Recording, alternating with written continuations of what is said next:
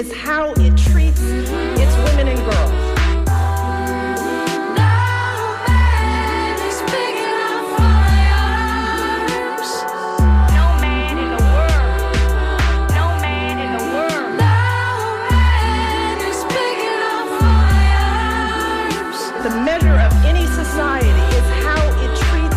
It's women and girls. We create the smart, powerful, creative, accomplished young women. We can fight. I'm here because of you. I'm here because girls like you inspire me.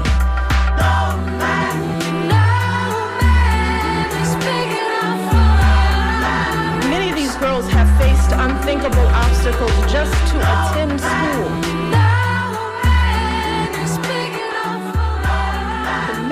Any society. Buckle up, buttercups. It's another episode of Surly Voices here on WMNF Tampa 88.5. My name is Liz. I am one of the hosts. Hopefully one of my co-hosts will be able to join in as we go along. But if not, I'm going to need you guys to call and give me a second voice in the fray because, golly, could anyone have imagined all the things that happened since last week's show? It's been nonstop. But I think it's all, look at this ball over here. Don't look at that one. Look at this one. While all these shenanigans have been going on, the Supreme Court yesterday took a major chunk out of the Voting Rights Act. And this is in the Supreme Court case of Louisiana versus Calais. What had happened was the folks in Louisiana had decided to do some redistricting like we see happening all over the place. It's fine when they do it, but not when we do it. And by they, I mean the right.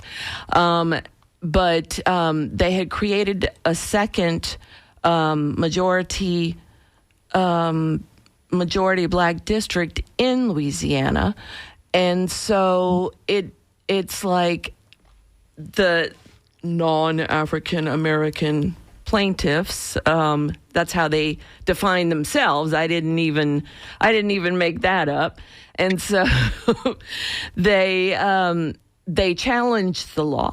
And so, turns out, when you've got MAGA appointees on the Supreme Court, you can gut the Federal Voting Rights Act. So what the Supreme Court did was they said, no, they can prohibit this kind of redistricting. So, The folks who dissented in the opinion, Judge Kagan, Judge Sotomayor, and Ketanji Brown Jackson. So, it's like, where does it stop, Donna? Welcome to Donna. Yay. Hi, Donna. Yes, I have my deck today. Oh, yay. We're going to do tarot cards. Yeah, we got so much else to talk about. I am ready. I'm ready. I've been tucked away in St. Louis, fighting the powers that be, getting my face lasered probably too much. It's swollen now from my last escapade. This time I tried Matrix RF, which is microneedling with radio frequency. Oh. It tightens and lifts. And also, yes, this is something else I just gave you to spend money on. Now, the Voting Rights Act of 1965, I'm going to start from the top for folks who don't know, because sometimes when things are outside of someone's purview, the majority of our listeners, white women got suffrage and then that was like the end of it. Right. But there was a big thing that happened. Some of you were around. Right? In the 60s, and there was what we call the Voting Rights Act of 1965. And it was one of the most powerful civil rights laws ever passed. It was designed to stop racial discrimination in voting. For those of you who say not those of you, because you guys are probably not, you're educated and you're not in that group of unsavvy consumers of the political product. In the South, there were all types of things. There were poll taxes.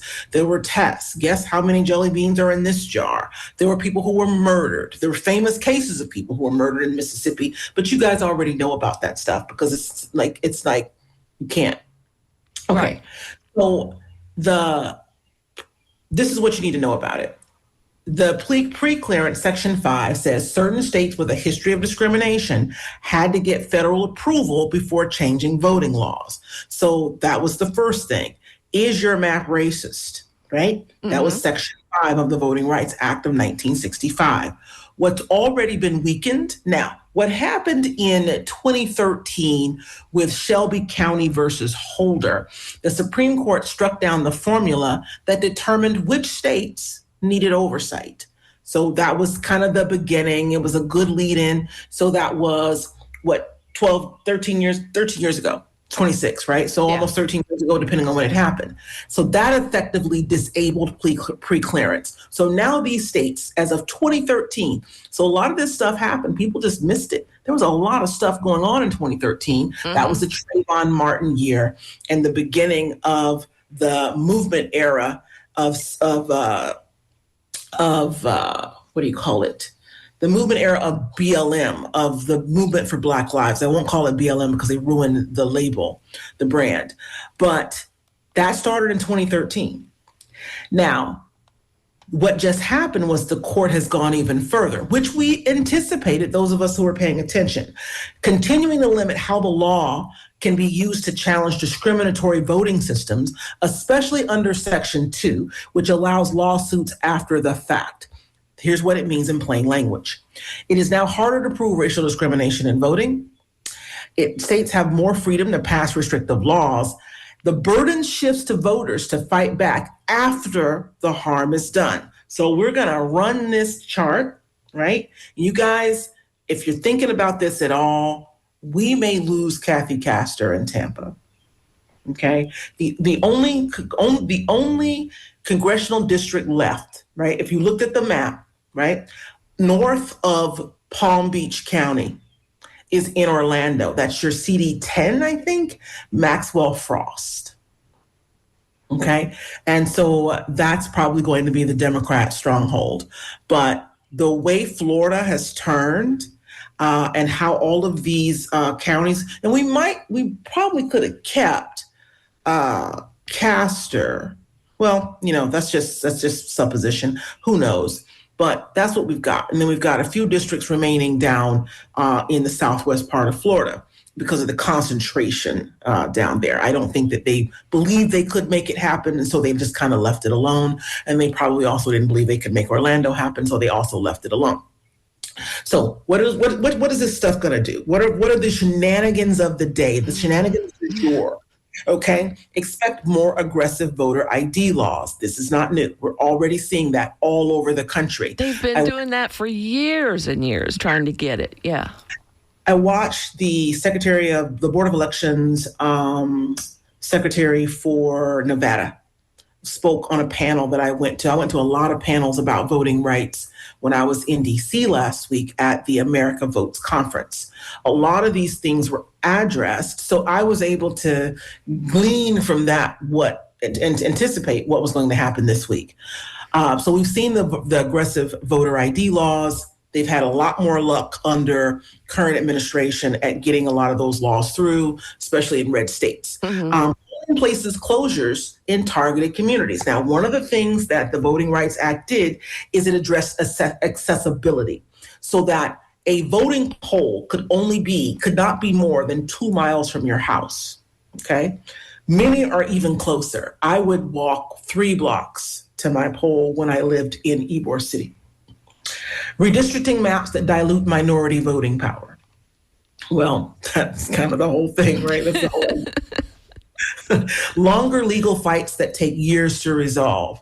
And remember, you can only challenge these decisions after they've already been done. So this thing gets tied up in court, people get elected, they get sworn in, and you're fighting uphill all the way to the next election, right? If anything even comes of it. So the real consequences, this is the quiet part, y'all. We're moving from preventing discrimination to reacting to the damage after it's done. So they're like, it's like we say in social media, language speak, who gonna stop me though? Right. Okay. Fight me, sue me. Right. So that's where we are. We're in that era, and we've made it real. We've spoken it so much, so many billions of times. We've manifested it. Who gonna stop me though? Era. And here we are. All right. So you guys pay attention to that. What you're going to see if you have the capacity. This is what I would say. I can't do a call to action, but I would hope that, and I'll say it like that. I would hope that those who have the ability to be observers would engage thusly, right? I mean, not just in the Tampa Bay area.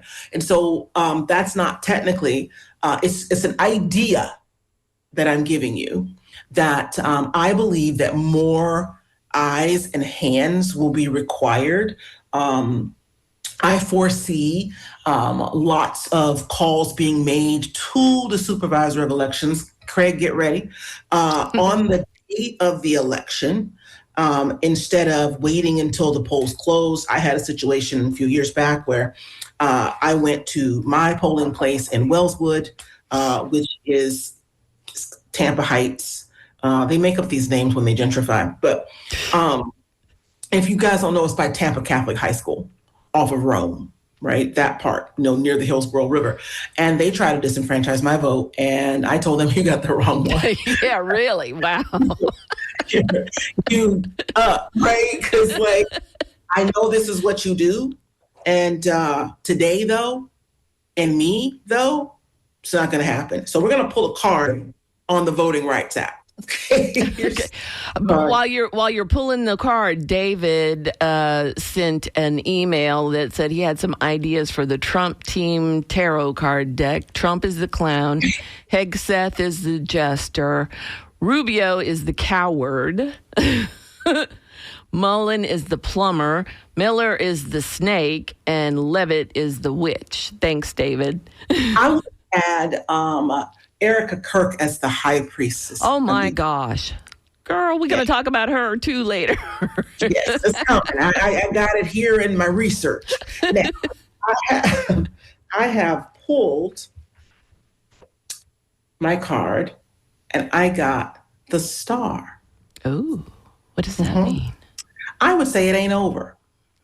I don't know how, but I feel like what we saw in Virginia is one example, is the Polaris, is the highest star. And so I feel like this is what I heard someone say this the other day. If you claim to be nonviolent, but yet you're incapable of violence, you are not peaceful, but you're helpless. So in Virginia the other day, they said, you started it and we blanking finished it. You saw that? One of the state legislators said that. Yes, I do. Yes. Mm-hmm. And it was an older Black woman. And I was feeling that. I was feeling that energy because we need more of that energy. Right. We're not just going to let you. We does not mean WMNF. I want to just offer the surly disclaimer at this point. Liz, would you like to give the surly disclaimer? Because we're seeing a lot of we's. Yes. That's not what we want. We don't want we's. The opinions expressed on Surly Voices are those of Surly Voices and not those of WMNF Tampa. So just to be clear. So I expect the states, when you guys think of the name of this country, people say America. America is an entire continent. Okay? There's a northern part and there's a southern part. Canada and the US are in the northern part. Mexico, South, Central America, Mexico is a country. South and Central America are the bottom part of America. So these Americas, that is not the name of our nation. The name of our nation is the United States of America, where states' rights are supposed to be far more expanded than the federal right to intervene. Of course, we have federal laws, and we can't make state laws that supersede any federal laws. We all understand that. That was like ninth grade government back when we used to have it. However, this is where the states, like what we saw in Virginia, can go right on ahead and get jiggy with it. Mm-hmm. They say you don't have the right to insert yourself. Now, these maps, drawn as they are, but all of this stuff about voter IDs, trying to federalize elections, I think you're going to see states like California. And I was surprised at Virginia. And I think that states like Minnesota, there's a trifecta still in Minnesota. I've helped them maintain that trifecta. Every year I go to Minnesota and help them hold on. Mm-hmm. I'll be back Minnesota here this summer. So what I will say, Minnesota. Minnesota. There would be much to learn in Florida from states like Minnesota, but we're just not set up like that. But I want to remind you all that we are the United States of America, and I'll park it there. I think you know what that means. Right. Okay. That was amazing. I was surprised Virginia did that as well, but I was happy they did, because it's like, okay, y'all going to do this kind of thing? Well, we're going to do it too. But it's not fair. Well, you did it first. So I'm going to read you the note for the star, right? Okay. Despair has turned to hope. Your wounds are healing. Your scars are fading. So bask in this time of peace and serenity. You don't have to do anything if you don't want to. Let yourself be free and accept these calm moments. The earth and everyone around you will rejuvenate you, comfort you, and fill you with joy. You are a shining beacon of possibility. So dream big and wish on that shooting star. Now, I will say this. Many of the slaves who were following the Polaris to the north during the era where it was illegal to enslave humans, they focused on and they followed the North Star. And I think that there's a little bit of poetry in this reading, in that Virginia is not a northern state, but it's where we get there. We go out of Maryland and then bam, we are outside of. So that whole region, they call it the DMV, DC, Maryland, Virginia. Oh. On the other side of the DMV is the North. So I would say in this case, Virginia is a way shower for other states that don't want to be helpless. And I'll park it there because I don't want to get called in like Comey. Oh, another thing to add to the list. Yeah. Let's talk to Mike in Sarasota real quick. Hi, Mike. Good morning. Thank you for taking my call. Sure. Can you hear me now? Yes. Yeah. Okay. I just would like to mention, because I was reading the paper this morning and I wanted to draw our attention to that mass shooting in Shreveport the other day. And I'm just quoting from USA Today.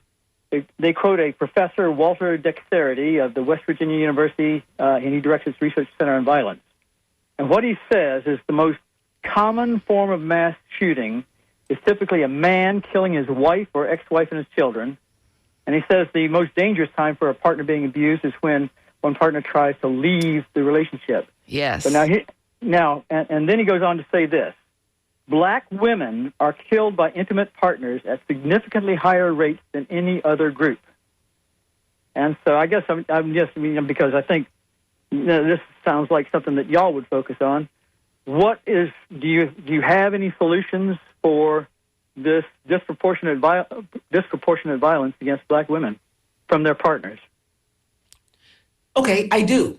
Capitalism. So I'm glad you brought that up. I think that you thought you were going to stump us, but I am always prepared for questions like this. Okay. No, I don't think I was going to stump you. I think that you might have some real answers. Now, the destruction of capitalism is not really a practical answer, but hopefully you've got something a little bit more, practical and doable. But carry on. No, you carry on. I think you have the answer that you want. You believe that there is something different about Black people that makes them perhaps more violent, and you want me to confirm or deny that, and I will simply not participate. No, and you are wrong about that. I do not believe there's anything different about black people or Asian people or brown people or white people that makes them more predisposed to violence. I do believe, and this is what good criminology will tell you, is that violence and crime are linked to poverty and income, that you have higher rates of crime amongst low-income populations. So you're thinking the black folks are all low income? I didn't say that all black people are low income, but I think there's a direct correlation between level of income and crime. Well, and that's been borne out by criminology for over 100 years. Okay, so I'm going to work it out for you. I got you. All right, here we go. So the question is, why do black men kill their partners more than other groups, namely white people, do? Okay, so the short answer is they don't.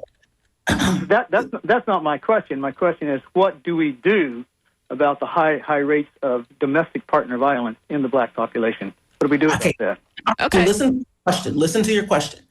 The first time, because I have a great memory, the first time you asked the question, you said, what do we do about this disproportionate rate? So you are pointing directly to the comparison between the rate at which black men kill their partners and the rate at which not black people kill their partners. So now you want to say, hey, I don't have any motive here. I'm just asking a question, Donna. I don't have any bias towards groups, but you said it. You were seeking an answer to the disproportion. Am I correct? That's correct. Okay. All right. So I'll go on with my answer. So the short answer is that they don't. In any simple or uniform way. The idea that one race is more inherently violent than the other, especially toward partners, is not supported by the full body of research. Hard stop. Okay? That's just not a thing. Number one, intimate partner groups partner violence exists across all the barriers, okay? Just to be clear, because I know that people want to get in their feelings about this stuff. But people of every race and background commit domestic violence. No group has a monopoly on it. So race can differ, but race isn't the cause. Some data sets show that higher rates of severe partner violence or homicide in certain communities at certain times. But researchers say that the drivers are things like, wait for it, poverty and economic stress, which is where I began, okay? Exposure to violence growing up also harkens back to poverty and economic stress. Substance use, another symptom of poverty and economic stress. Access to firearms. Do you remember in the 80s where they were dropping off crates of guns in the hood? Mm-hmm. Access to firearms. I know we don't make any firearms, we meaning black people. Unstable housing or relationships also harkens back to violence as the root cause. Barriers to mental health support, access to health care. So these factors are unevenly distributed in the United States, sir. Yeah. And because of structural inequality, historical disadvantages, and not because of race itself. Mm-hmm. So if we want to make statements like that, we need to make sure, one, we've got our bulletproof panties on, because facts will override you every time, right? Don't let facts get in the way of the truth. So gender is the strongest predictor. Across all races, the most consistent pattern is men. Men is the problem. Men. So no matter what the economic setup is, it be men. Mm-hmm. Okay. Well, yeah, because look, a couple of weeks ago, the former Virginia lieutenant governor, who is black, shot and killed his wife, who is a dentist, and there was no question about her standing in the community and their perceived marbles that they had, and she threatened to leave him, and that's another thing too, is toxic masculinity is like, no, you can't leave me. If I can't have you, nobody will.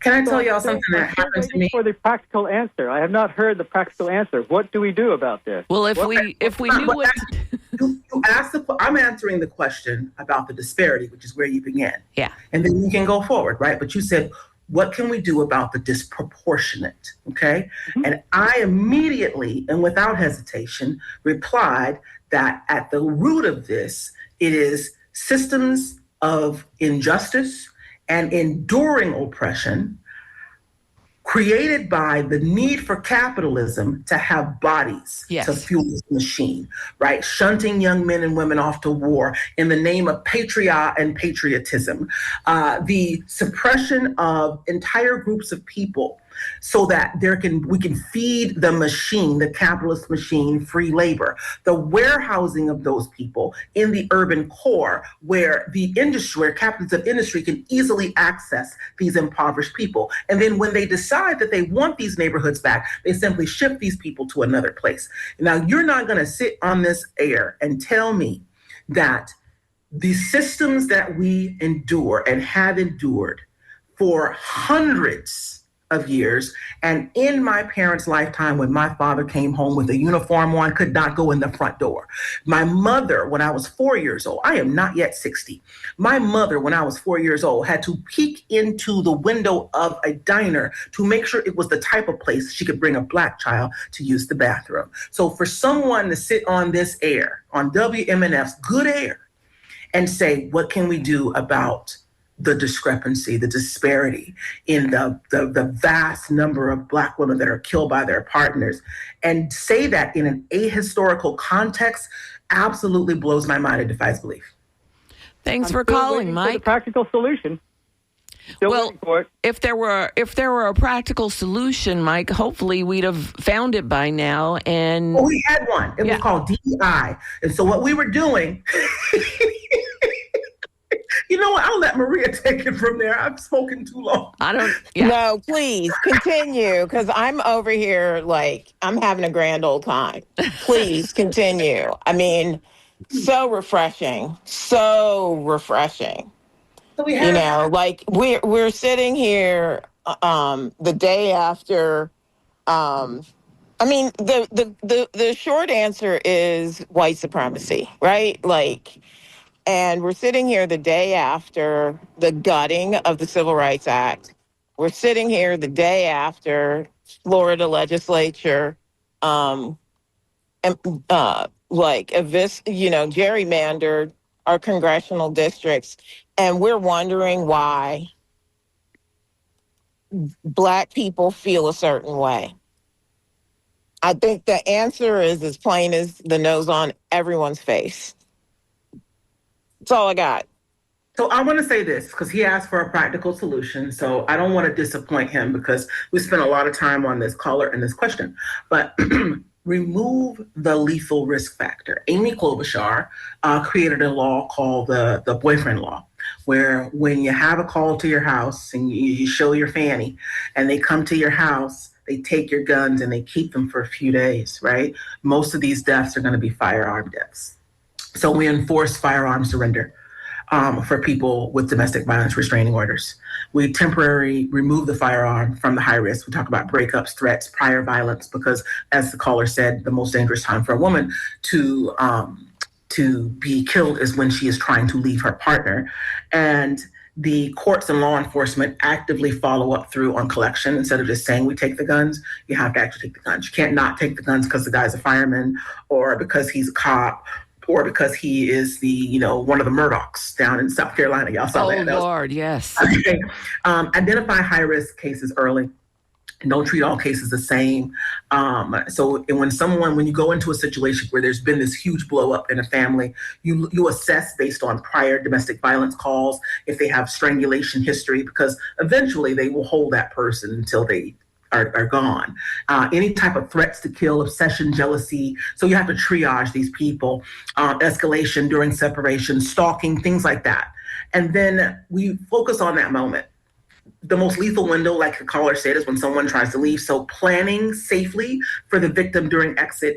I'm aware of a situation somewhere in the Maryland and Virginia area we were talking about earlier, where a friend of mine who used to cut my son's hair in Colorado, his brother, one of his sons, told his brother that, oh, your husband was having a good time while he was in Colorado with me.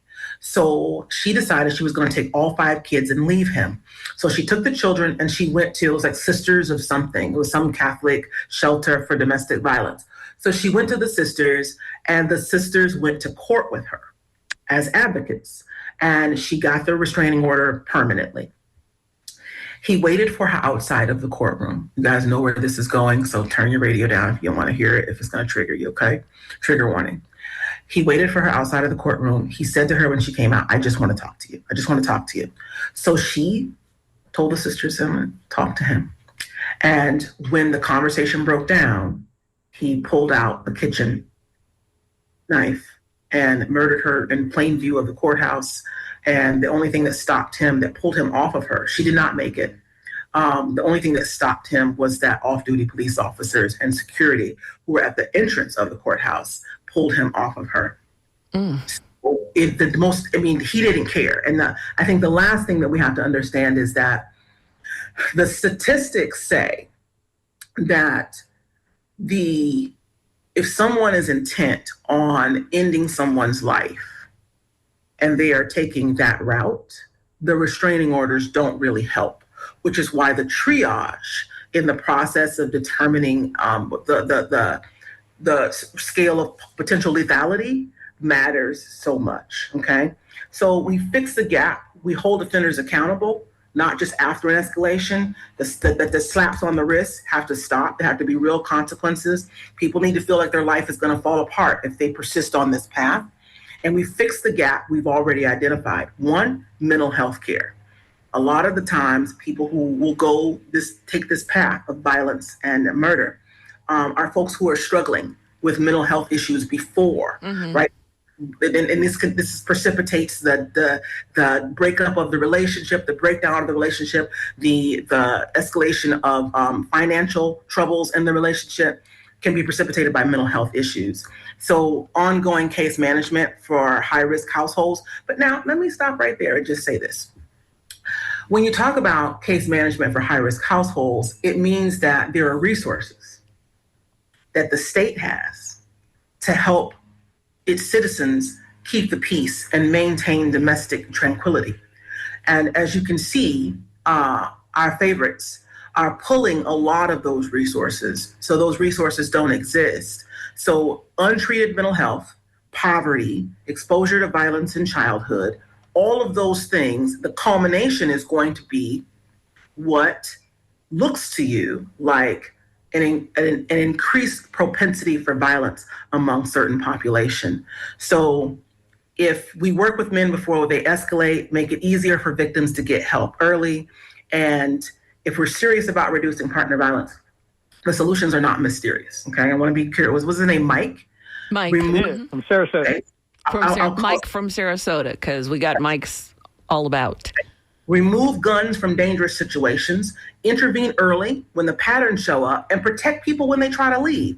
That's where lives are saved, okay? And blaming entire groups, not in blaming entire groups, but in fixing the conditions that make violence more likely, which is where I began. So that was a good ending for that question. Thanks so much for calling, Mike. You're welcome. Thanks for taking the call. Okay, bye-bye. Let's talk to Steve in Largo. Hi, Steve. Hey, greetings, surly heroes. So originally I was going to talk about something you were mentioning and have been, which is, do we even have a democracy of any kind in Florida? It has to do with Clearwater, where the Clearwater city government has explicitly come out and said that they are in business with Scientology. And the county has also now come out and said that they'll sell the entire downtown and the entire African-American district to Scientology if they have the money.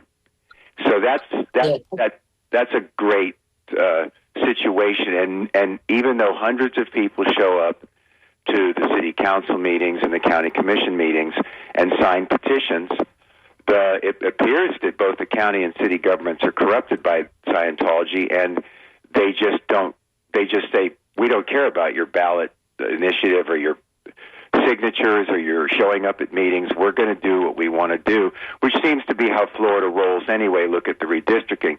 Now, what you're mentioning is a completely different thing. It's about protecting victims. And if you study the state of Florida and the sentencing and the restrictions that it puts on child rapists, incestors, rapists in general, women abusers, it goes in parallel and reflects that in Florida, women are viewed as broodmares and have no reproductive rights. They're back in gestation slavery. So they talk big. The Florida statutes for sex offenses are some of the strictest in the country, but because the good old boys, in the system, and the good old girls too, among the prosecutors, et cetera, the police forces, they just don't take crimes against women seriously. No. And restraining orders are a joke, of course. They're not enforced anyway. But it's a bigger issue in that women are viewed as second-class citizens. There's no law that says what a man can do with his reproductive organs, but there is a law forcing women to birth the children of rape and incest. So it's sad, and that's why I have urged before for women to check out movies like Girl with the Dragon Tattoo and be ready to defend yourself, because you cannot count on the system to defend you. And I'd like to hear your comments on this. All right. Thanks for calling, Steve. So a big part of it is that women are not recognized as equal participants in anything in the United States. And so especially now, the only people that seem to have power are the women that surround Trump until he decides to get rid of them. Not that they were adequate or even marginal at their jobs. They weren't. But anyway, so you have things like that, and it gives him the ability to say, well, look what this, I had women in my cabinet and it just didn't work out. They just don't do a good job, which is bull, because he didn't have qualified women. But here we go. Donna? So the question that I think that the caller asked was, what is Florida even a democracy anymore? I think it's shaky. It's a little sketchy. So what makes a democracy, right? It's free elections. It's that people are able to vote, without challenge. Different parties can get elected, and different parties can get elected. We've had the same party now for several decades. We're going into 3 decades since, was it Lawton Chiles? Yeah. Yeah. So we're going in 3 decades, because I kind of left right after Lawton Chiles and went out into the world as a young whippersnapper. The voting access and rules is, and I don't think that if you guys are paying attention to the Voting Rights Act, dissolution and destruction, if you're paying attention to that as something that's only going to affect certain groups of people, think about how heavily you all have relied on the block, the solid brick that is the Black vote, right?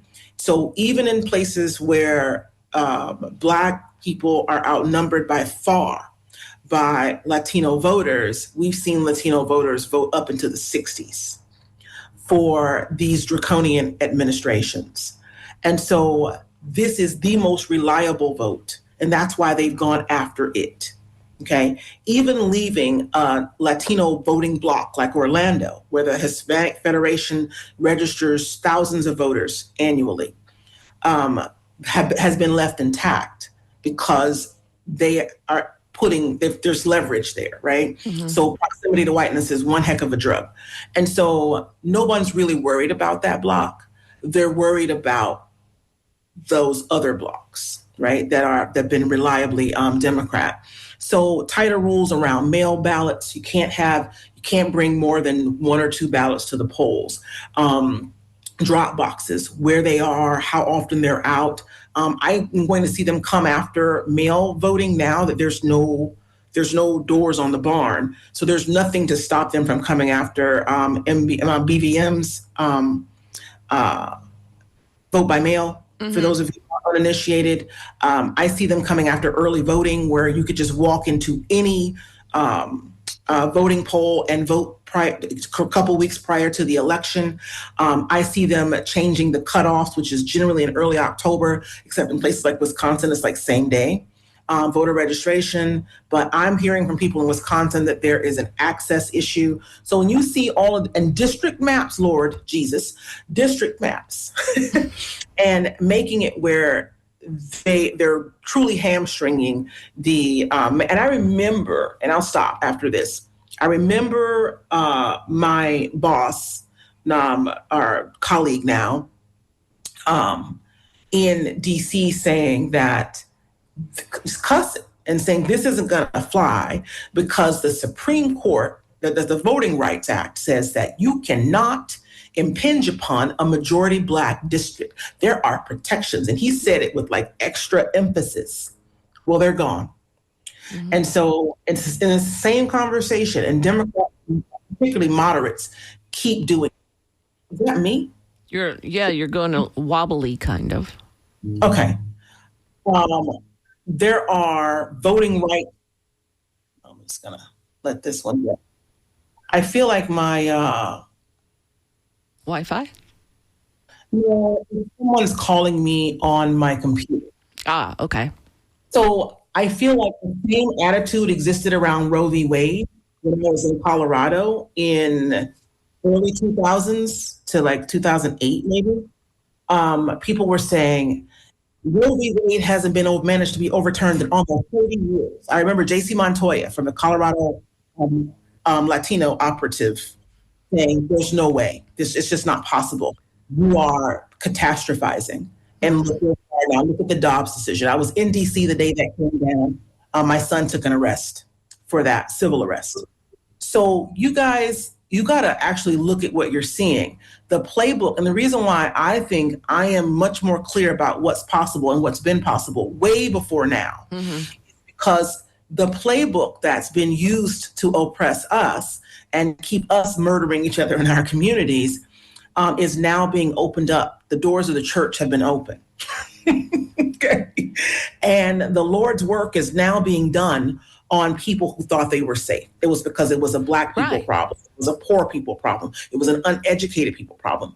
And now, and this is classic, and when they come for me, FAFO era. Now you can get some. Everybody can get some. Right. The only people who aren't getting any are the oligarchs who have bought and paid for this president. Let's talk to Chris in Clearwater. Hi, Chris. Good morning. I just first wanted to comment that from earlier in the show that the states can pass laws that are contrary to federal laws when those federal laws are contrary to the Constitution. So the states' constitutions need to be in accordance with the federal U.S. Constitution. Although when the federal government, say, passes the War Powers Act, then that can be ignored because the War Powers Act cannot supersede the Constitution. That's just one example of many. The federal government, the states can't ignore the federal government, but I don't know in what way they could. Another way is with the National Childhood Vaccine Injury Act, 1986. No vaccines, Chris. Well, I'm just no. States. We know how it ends, so don't even go there, please. Okay. All right. There are, yes. Stay on the Constitution, please. The states can prosecute the pharma companies, and I'll leave it at that. Okay, thank you. And also the criminality issue is caused most often by multiple chronic nutritional deficiencies, aka malnutrition, that is running rampant in our society. So if you do a search term, you'll find studies online saying do a search term of diet and criminality or nutrition. Chris, if you're, I'm sorry to interrupt, but we're getting short on time, so we need to make the tight 2 minutes, and you're almost there. I think that we're good on that. I think I want to say something about diet and criminality. What I will say is Thank you, Chris. I think the connection to diet and criminality is real because every time I see wrap snacks in the store with a wrapper on there with their favorite flavor, it makes me feel violent. So there's your connection. Wrap snacks make me angry. I never heard of it, but I haven't. Yeah. It's just another way to exploit culture that non-Black people are exploiting Black culture. Yeah. Lenny in Gulfport. Hi, Lenny. You got 2 minutes. Okay. Good morning. And going back to a little bit earlier part of the conversation that you were having, how now a lot of other people are being affected, not just minorities, with the political process. So the gerrymandering, they're trying to get more Republican districts, so they've done that and eliminate Democrat. But there's like a third of the voting population that's independent, and they cover the whole spectrum from being progressive left to reactionary conservative, and the independent vote needs to be considered. How can that be recruited to change this? Because economics should be an issue that we talk about. Like the whole legislature spent its session and had a special session and has not yet done the one thing it's supposed to do, and that's get a budget. So we're paying tremendously for everything else but what needs to be done. And I think those are issues that we should hammer on and try to get independent vote. All right. Thanks so much for calling, Lenny. And then we have a Joe coming on from Tampa. Hi, Joe. Joel, Joel. Joel. 37 years of holistic health and natural hygiene, and I can tell you the big picture is in Tampa and Florida, and Tampa, Florida, and around the country and the world, is malnutrition and addiction and mental illness. Now, if you got a weapon, you might hurt yourself or somebody else. But that's the way of America. That is our culture. And that is where we are today. Nobody's safe because somebody's on the edge of falling off with a weapon. So there. Yeah. All right. Thanks so much for calling, Joel. Be well. You too. Bye-bye. All right, so we're getting to the very end, so we won't be taking any more callers because I want to talk about some things other than the Voting Rights Act massacre. Let's see, Donna, are you there? I'm here. Okay. Of all the other news we wanted to talk about, where do you want to start? I think we should go back to Erica Kirk. We need some comic relief. Please. Yes. Erica Kirk. If y'all haven't seen this meme, she actually is taking a militaristic look on.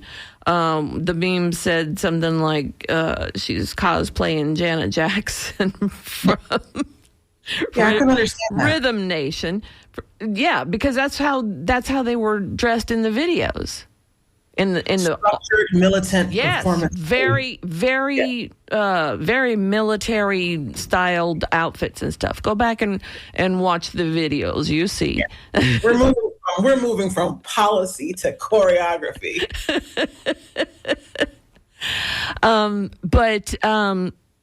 It's like she's complaining. She keeps going in the public and doing questionable things, and is mad when people comment about it or when comedians dress up like her. Okay, so she is, first of all, parody is protected. Like we've gone over that. We did that with Lemon Cake, Afro Man. Okay? Right. We found that out. And Weird Al introduced the world to parody in a pop cultural context back in the 80s. Eat It Instead of Beat It. You guys remember that? Mm-hmm. Okay. And so I feel like Erica takes herself very seriously. And there's no humor in this woman. I mean, as you can tell by how, the stretching eyes and the weird faces that she makes. And I'm going to put this in some context for you guys, okay? I think this is just stuff that's typical. It's Karening, right? But for make it millennial edition. Yeah. Okay. Everyone cares about my feelings and the things that are happening to me. And if you don't care about the things that are happening to me being parodied, then you too are part of the problem. She should just go ahead and make a commercial because she herself is a parody of the Karen archetype. That's what I think. No one cares. Girl, we have forgotten about Charlie already, right? One moment we were going to memorialize this guy. His name was going on bridges. And now we're just concerned about the Lego videos coming out of Iran. Right. The world moves on. Like my mama died in 24.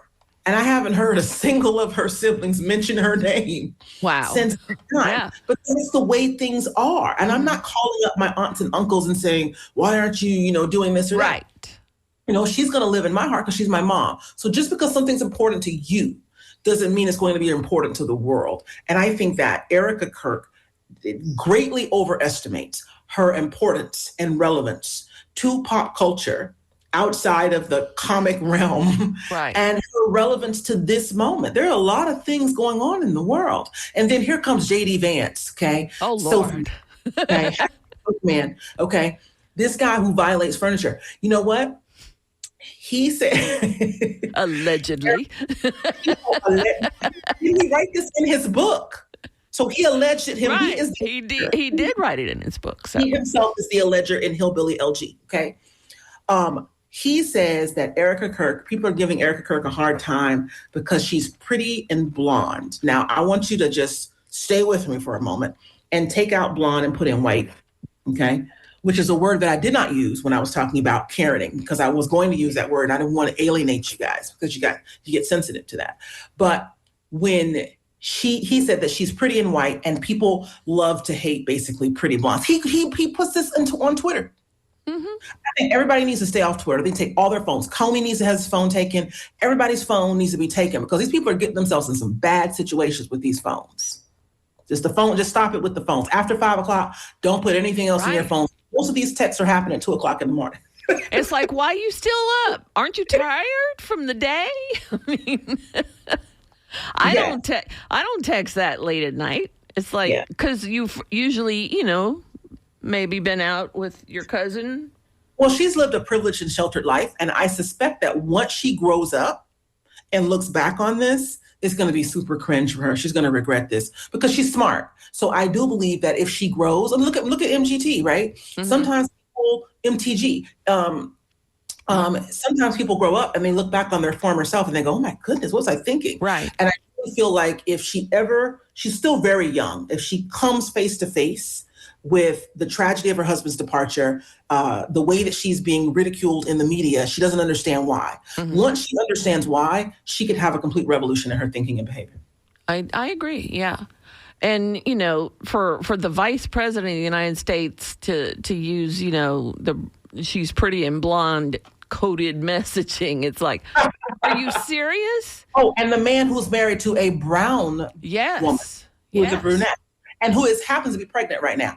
All of it is too much. That's why we're going to pull one last tarot card. Okay. On Erica Kirk. I think she's going to come up as priest. But here's the deck right here. All right. Here it is.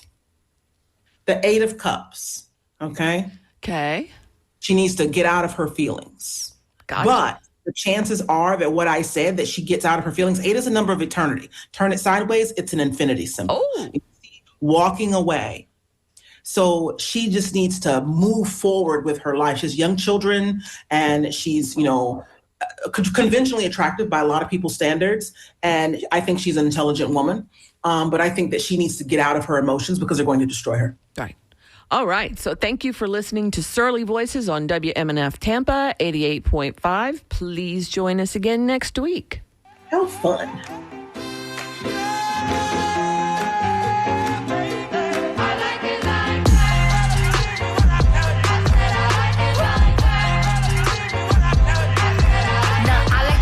I stunning, I like shining, I like $1 million deals. Where's my pen? I'm signing. I like those balloons.